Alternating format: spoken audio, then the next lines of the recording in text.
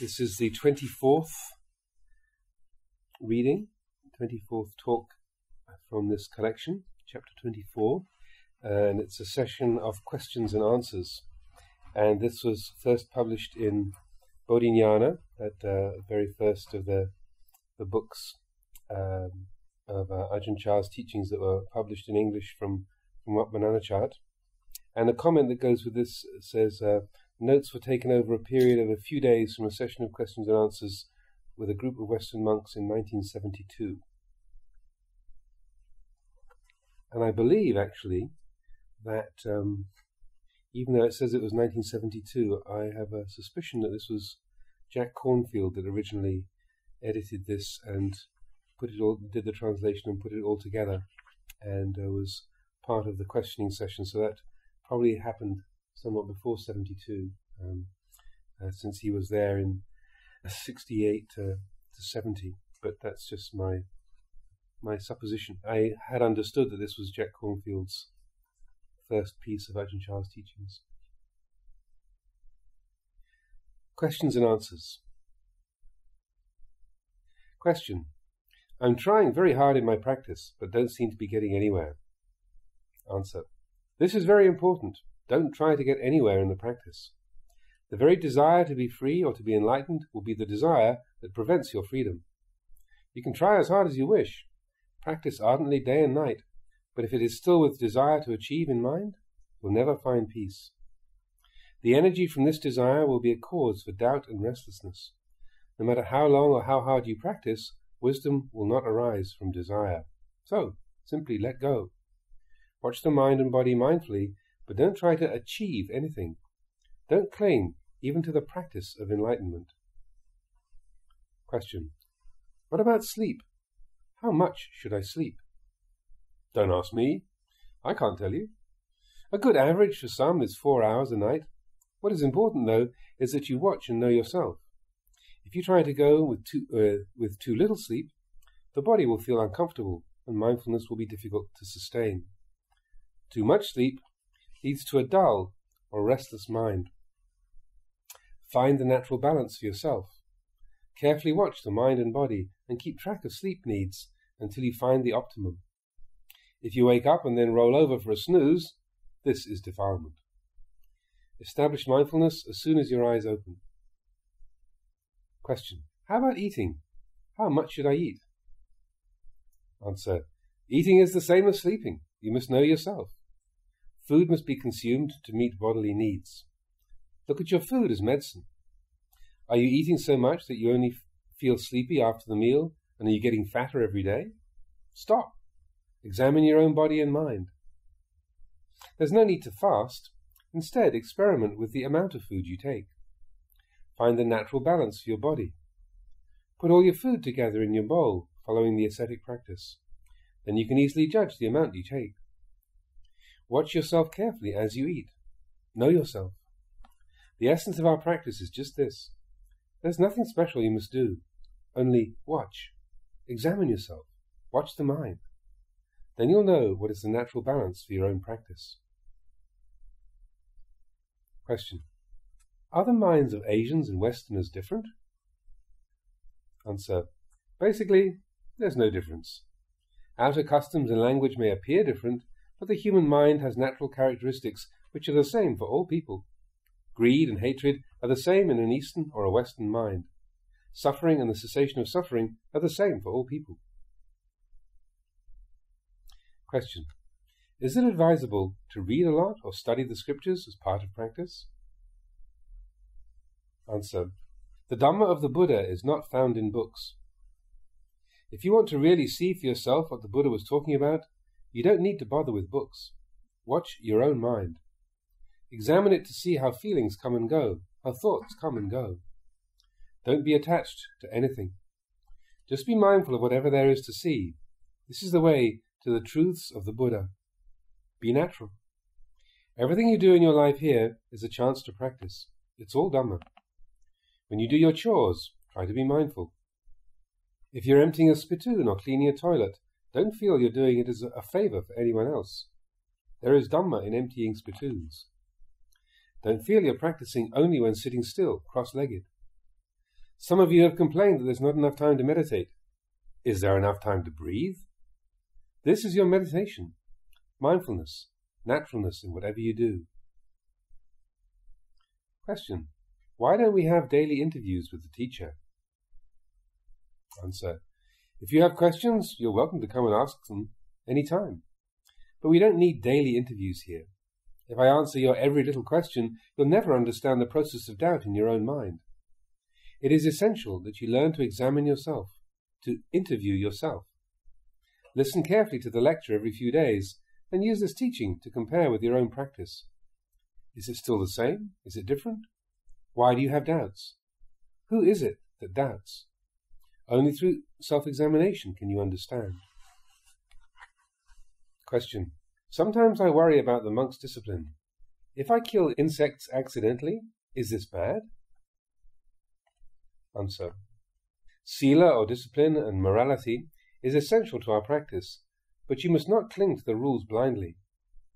In killing animals or in breaking other rules, the important thing is intention. Know your own mind. You should not be excessively concerned about the monk's discipline. If it's used properly, it supports the practice. But some monks are so worried about the petty rules that they can't sleep well. Discipline is not to be carried as a burden. The foundation of our practice here is discipline, good discipline, plus the ascetic rules and practices. Being mindful and careful of even the many supporting rules, as well as the basic 227 precepts, has great benefit. It makes life very simple. There need be no wondering about how to act, so you can avoid thinking instead of just being simply mindful. The discipline enables us to live together harmoniously. The community runs smoothly. Outwardly, everyone looks and acts the same. Discipline and morality are the stepping stones for further concentration and wisdom. By proper use of the monk's discipline and the ascetic precepts, we are forced to live simply, to limit our possessions. So, here we have the complete practice of the Buddha. Refrain from evil and do good. Live simply, keeping to basic needs. Purify the mind. That is, be watchful of our mind and body, in all postures, sitting, standing, walking or lying down. Know yourself. Question. What can I do about doubts? Some days I'm plagued with doubts about the practice or about my own progress or the teacher. Answer. Doubting is natural. Everyone starts out with doubts. You can learn a great deal from them. What is important is that you don't identify with your doubts. That is, don't get caught up in them. This will spin your mind in endless circles. Instead, watch the whole process of doubting, of wondering. See who it is that doubts. See how doubts come and go. Then you will no longer be victimized by your doubts. You'll step outside of them, and your mind will be quiet. You can see how all things come and go. Just let go of what you're attached to. Let go of your doubts and simply watch. This is how to end doubting. Question. What about other methods of practice? These days there seem to be so many teachers, so many different systems of meditation that it's confusing. Answer. It's like going into town.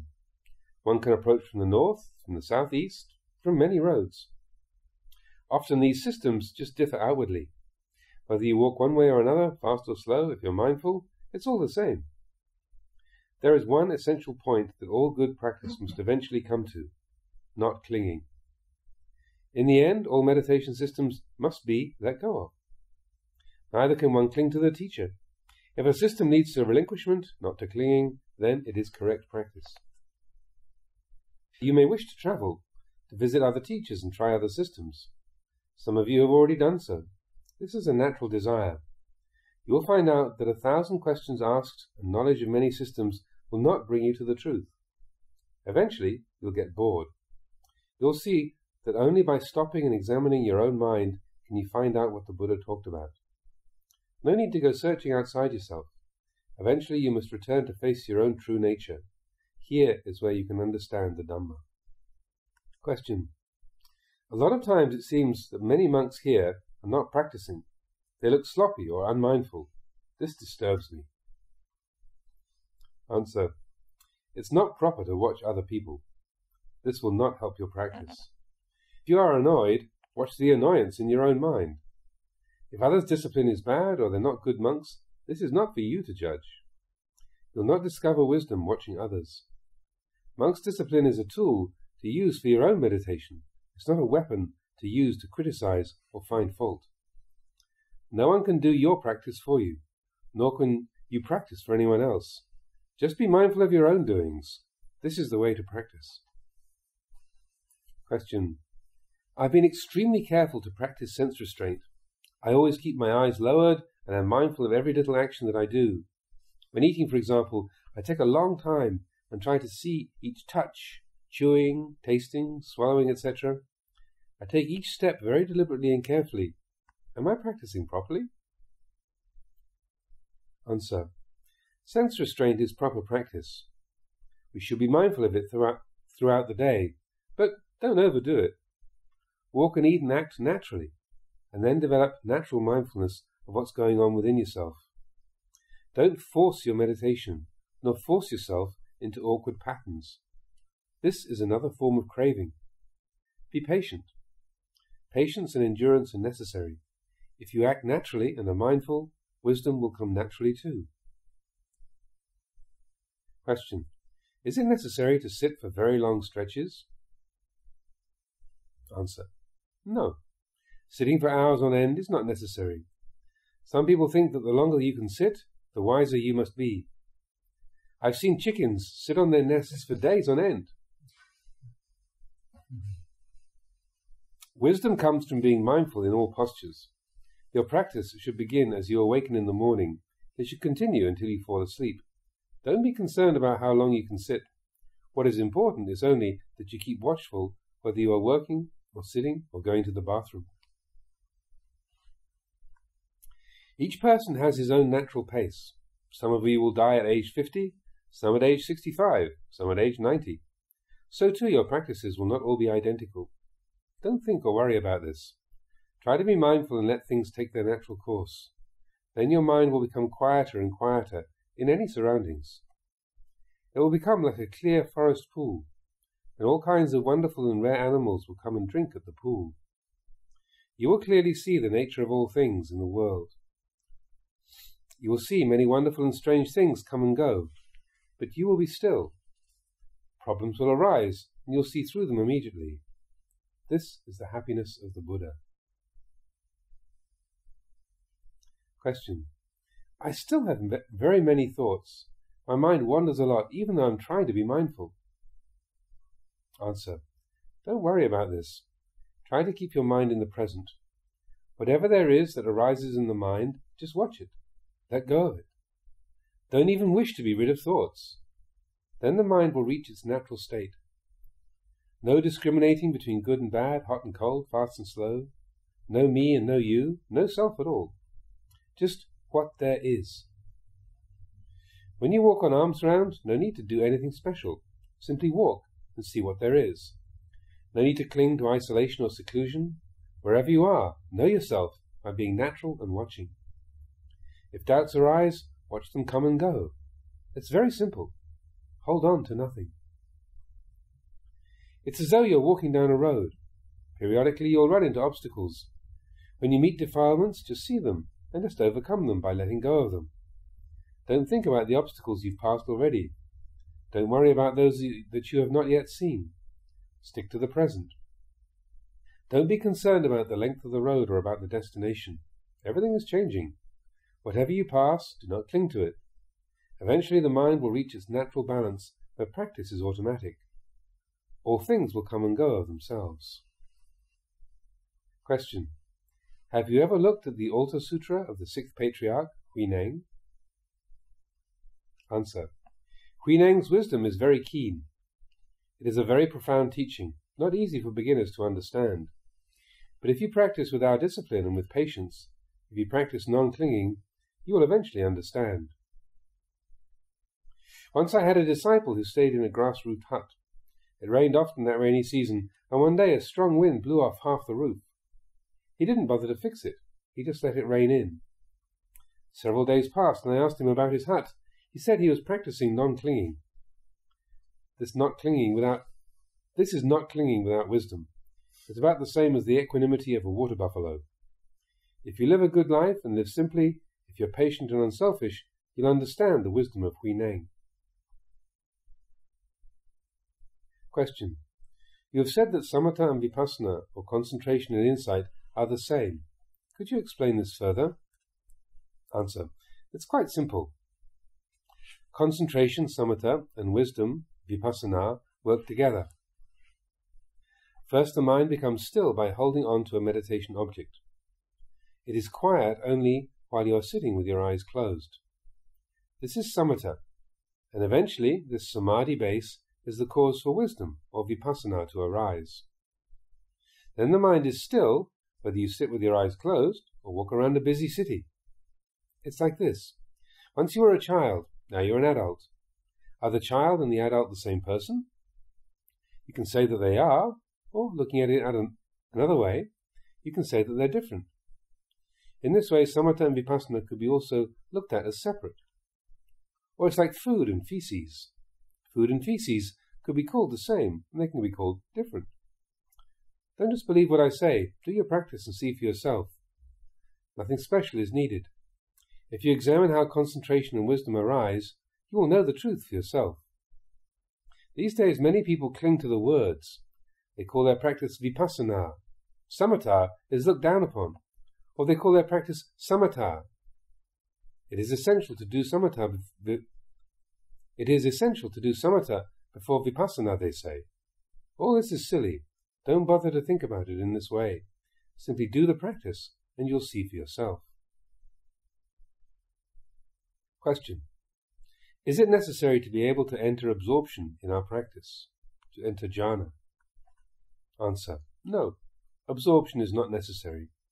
You must establish a modicum of tranquility and one-pointedness of mind. Then you use this to examine yourself. Nothing special is needed.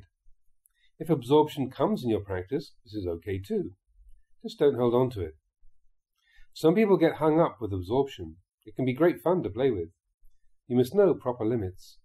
If you are wise, you'll know the uses and limitations of absorption, just as you know the limitations of children versus grown men. Question. Why do we follow the ascetic rules, such as only eating out of our bowls? Answer. The ascetic precepts, the Dhutanga rules, by following one, such as eating out of our bowls, we can be more mindful of our food as medicine. If we have no defilements, then it doesn't matter how we eat. But here we use the form to make our practice simple. The Buddha didn't make the ascetic precepts necessary for all monks, but he allowed them for those who wished to practice strictly. They add to our outward discipline and thereby help increase our mental resolve and strength. These rules are to be kept for yourself. Don't watch how others practice. Watch your own mind and see what's beneficial for you. The rule that we must take whatever meditation hut is assigned to us is similarly a helpful discipline. It keeps monks from being attached to their dwelling place. If they go away and return, they must take a new dwelling. This is our practice, not to cling to anything. Question. If putting everything together in our bowls is important, why don't you, as a teacher, do it yourself? Don't you feel it's important for the teacher to set an example? Answer. Yes, it's true. A teacher should set an example for his disciples. I don't mind that you criticize me. Ask whatever you wish. But it's important that you do not cling to the teacher. If I were absolutely perfect in outward form, it would be terrible. You would all be too attached to me. Even the Buddha would sometimes tell his disciples to do one thing and then do another himself. Your doubts in your teacher can help you. You should watch your own reactions. Do you think it's possible that I keep some food out of my bowl in dishes in order to feed the laymen who work around the temple? Wisdom is for yourself to watch and to develop. Take from the teacher what is good. Be aware of your own practice. If I am resting while you must all sit up, does this make you angry? If I call the colour blue, red, or say that male is female, don't follow me blindly. One of my teachers ate very fast. He made noises as he ate, yet he told us to eat slowly and mindfully. I used to watch him and get very upset. I suffered, but he didn't. I watched the outside. Later, I learned. Some people drive very fast, but carefully, Others drive very slowly and have many accidents. Don't cling to rules, to out of form. If you watch others at most 10% of the time, and watch yourself 90%, this is the proper practice. At first I used to watch my teacher Ajahn Chah and had many doubts. People even thought he was mad.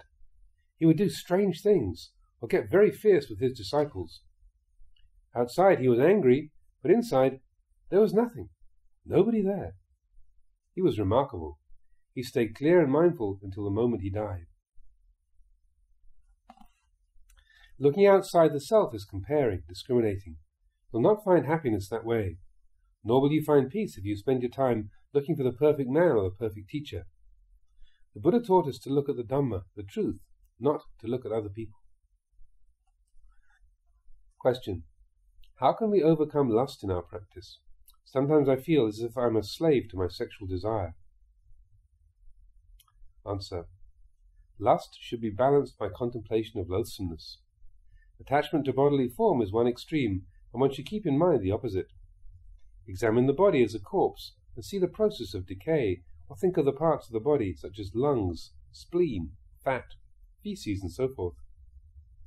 Remember these and visualize this loathsome aspect of the body when lust arises. This will free you from lust. Question: how about anger? What should I do when I feel anger arising? Answer: you must use loving kindness. When angry states of mind arise in meditation, balance them by developing feelings of loving kindness. If someone does something bad or gets angry, don't get angry yourself. If you do, you're being more ignorant than they are. Be wise. Keep in mind compassion for that person who's suffering. Fill your mind with loving kindness as if they were a dear brother. Concentrate on the feeling of loving kindness as a meditation subject. Spread it out to all beings in the world. Only through loving kindness is hatred overcome. Sometimes you may see other monks behaving badly. You may get annoyed. This is suffering unnecessarily. This is not yet our Dhamma. You may think like this: he's not as strict as I am. They're not serious meditators like us. Those monks, they're not good monks. This is a great defilement on your part. Do not make comparisons. Do not discriminate. Let go of your opinions. Watch your opinions and watch yourself. This is our Dhamma. You can't possibly make everyone act as you wish or be like you. This wish will only make you suffer. It's a common mistake for meditators to make, for watching other people won't develop wisdom. Simply examine yourself, your feelings. This is how you will understand. Question: I feel sleepy a great deal. It makes it hard to meditate. Answer: there are many ways to overcome sleepiness. If you're sitting in the dark, move to a lighted place. Open your eyes. Get up and wash your face or take a bath. If you're sleepy, change postures. Walk a lot. Walk backwards. The fear of running into things will keep you awake. If this fails, stand still. Clear the mind and imagine it is full of daylight. Or sit on the edge of a high cliff or a deep well. You won't dare sleep. If nothing works, then just go take a sleep. Lay down carefully and try to be aware until the moment you fall asleep. Then as you awaken, get right up. Don't look at the clock or roll over. Start mindfulness from the moment you awaken. If you find yourself sleepy every day, try to eat less. Examine yourself. As soon as 5 more spoonfuls will make you full, stop. Then take water until just properly full. Go and sit. Watch your sleepiness and hunger. You must learn to balance your eating. As your practice goes on, you'll feel naturally more energetic and eat less. But you must adjust yourself. Question: why must we do so much prostrating, so much bowing here? Answer: prostrating is very important. It's an outward form that is part of practice. This form should be done correctly. Bring the forehead all the way to the floor. Have the elbows near the knees and the palms of the hands on the floor about 3 inches apart. Prostrate slowly. Be mindful of your body. It's a good remedy for our conceit. We should prostrate often. When you prostrate 3 times, you can keep in mind the qualities of the Buddha, the Dhamma, and the Sangha. That is, the qualities of mind of purity, radiance, and peace. So we use the outward form to train ourselves. Body and mind become harmonious. Don't make the mistake of watching how others prostrate. If young novices are sloppy, or the aged monks appear unmindful, this is not for you to judge. People can be difficult to train. Some learn fast, but others learn slowly. Judging others will only increase your pride. Watch yourself instead. Prostrate often.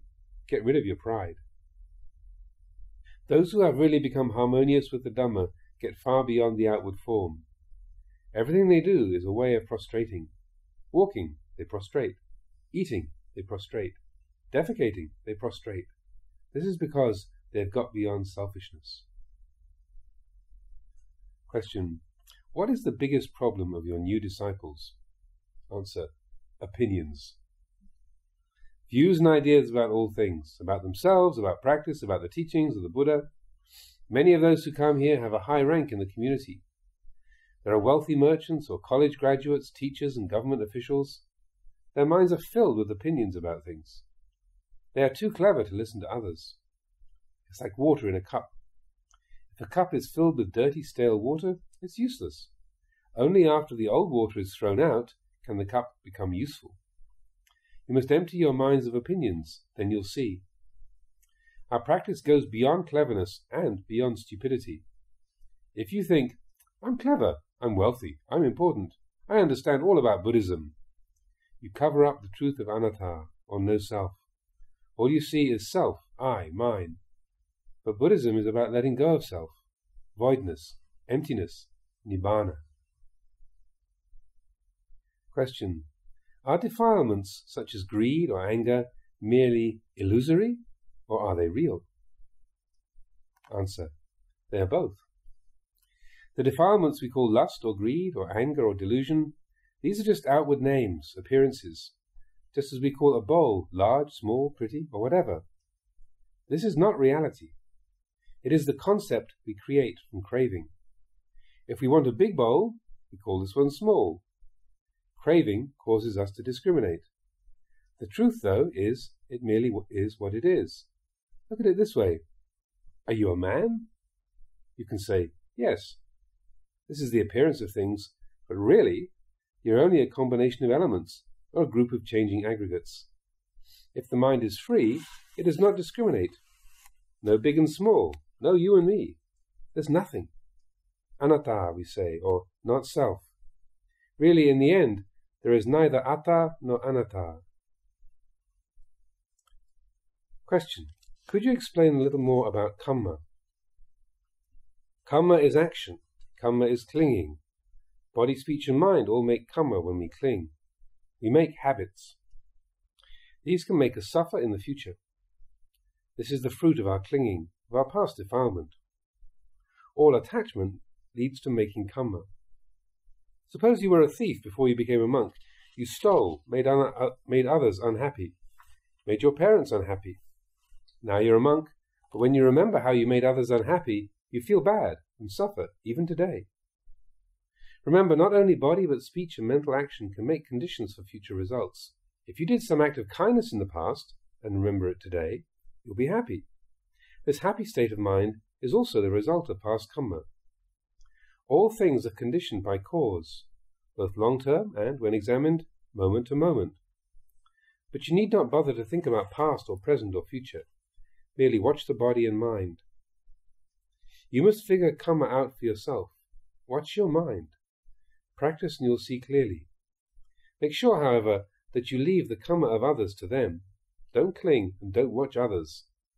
If I take a poison, I suffer. No need for you to share it with me. Take what is good that your teacher offers. Then you can become peaceful. Your mind will become like that of your teacher. If you examine it, you will see. Even if now you don't understand, when you practice, it will become clear. You will know by yourself. This is called practicing the Dhamma. When we were young, our parents used to discipline us and get angry. Really, they wanted to help us. You must see it over the long term. Parents and teachers criticize us and we get upset. Later on, we see why. After long practice, you will know.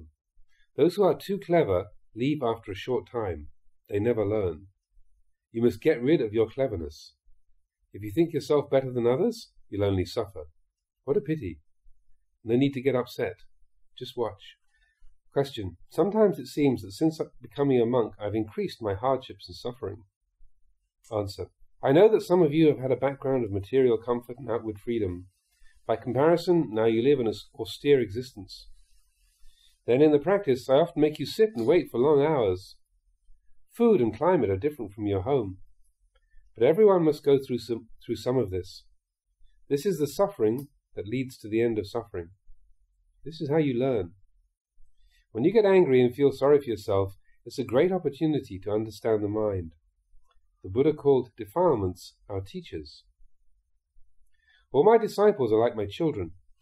I have only loving kindness and their welfare in mind, but it's for your own good. I know some of you are well educated and very knowledgeable. People with little education and worldly knowledge can practice easily, but it is as if you Westerners have a very large house to clean. When you've cleaned the house, you have a big living space. You can use the kitchen, the library, the living room. You must be patient. Patience and endurance are essential to our practice. When I was a young monk, I didn't have it as hard as you. I knew the language and was eating my native food. Even so, some days I despaired. I wanted to disrobe or even commit suicide. This kind of suffering comes from wrong views.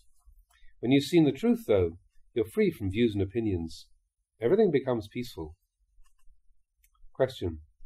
I've been developing very peaceful states of mind from meditation. What should I do now? Answer. This is good. Make the mind peaceful. Concentrate it. Use this concentration to examine the mind and body. When the mind is not peaceful, you should also watch. Then you'll know true peace. Why? Because you will see impermanence. Even peace must be seen as impermanent. If you're attached to peaceful states of mind, you'll suffer when you do not have them. Give up everything, even peace. Question. Did I hear you say that you're afraid of very diligent disciples? Answer. Yes, that's right. I'm afraid. I'm afraid that they're too serious. They try too hard, but without wisdom. They push themselves into unnecessary suffering. Some of you are determined to become enlightened. You grit your teeth and struggle all the time. This is trying too hard. People are all the same. They don't know the nature of things, sankhara. All formations, mind and body, are impermanent. Simply watch and don't cling. Others think they know. They criticize, they watch, they judge. That's okay. Leave their opinions to them. This discrimination is dangerous. It's like a road with a very sharp curve. If we think others are worse or better or the same as us, we go off the curve. If we discriminate, we will only suffer. Question. I've been meditating many years now. My mind is open and peaceful in almost all circumstances. Now I would like to backtrack and practice high states of concentration or mind absorption. Answer. This is fine. It's a beneficial mental exercise. If you have wisdom, you'll not get hung up on concentrated states of mind. It's the same as wanting to sit for long periods. This is fine for training, but really, practice is separate from any posture. It's a matter of directly looking at the mind. This is wisdom. When you have examined and understood the mind, then if you have wisdom to know the limitations of concentration or of books, if you practiced and understood not clinging, you can then return to the books. They'll be like a sweet dessert.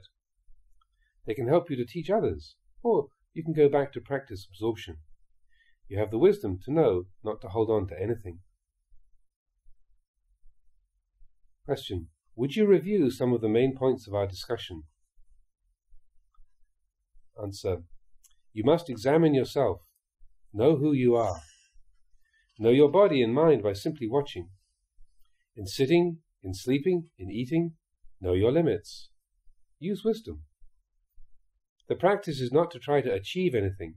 Just be mindful of what is. Our whole meditation is looking directly at the mind.